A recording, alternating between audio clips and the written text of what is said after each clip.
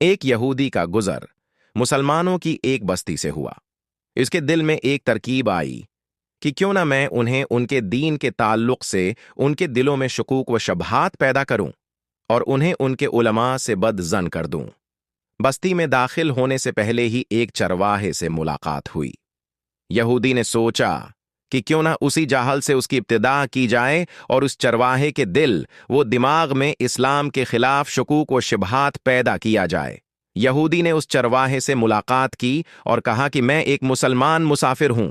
باتوں ہی باتوں میں یہودی کہنے لگا کہ ہم مسلمان قرآن مجید کو یاد کرنے کے لیے کتنی مشقت اٹھاتے ہیں، جبکہ یہ قرآن 30 اجزاء پر مشتمل ہے، لیکن قرآن میں بے شمار آیات متشابہ ہیں جو ایک جیسی ہی ہیں۔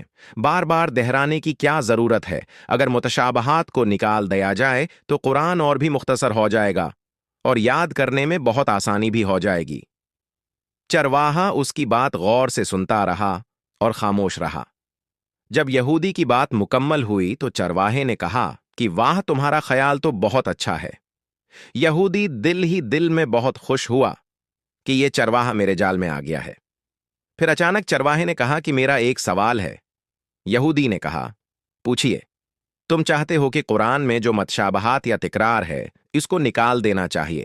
ہاں، بالکل میرا یہی خیال ہے کہ جو آیت ایک مرتبہ سے زیادہ ہو اس کو قرآن سے خارج کر دیا جائے تو قرآن مختصر ہو جائے گا اور یاد کرنے میں آسانی بھی ہوگی۔ چرواہے نے کہا، مجھے ایسا لگتا ہے کہ تمہارے بدن پر بھی بعض اعضاء ایک سے زیادہ ہیں جو تکرار پیدا کر رہے ہیں جس کا کوئی فائدہ نہیں ہے۔ کیوں نہ تمہارے 2 ہاتھوں میں سے ایک ہاتھ کو کاٹ دیا جائے، 2 پیروں میں سے ایک پیر ہی رکھا جائے، اس لیے کہ یہ تکرار ہے۔ 2 آنکھوں کی کیا ضرورت ہے؟ کام تو ایک آنکھ سے بھی پورا ہو سکتا ہے، کیوں نہ تمہاری ایک آنکھ بھی نکال دی جائے۔ 2 کان اور 2 گردوں کی کیا ضرورت ہے؟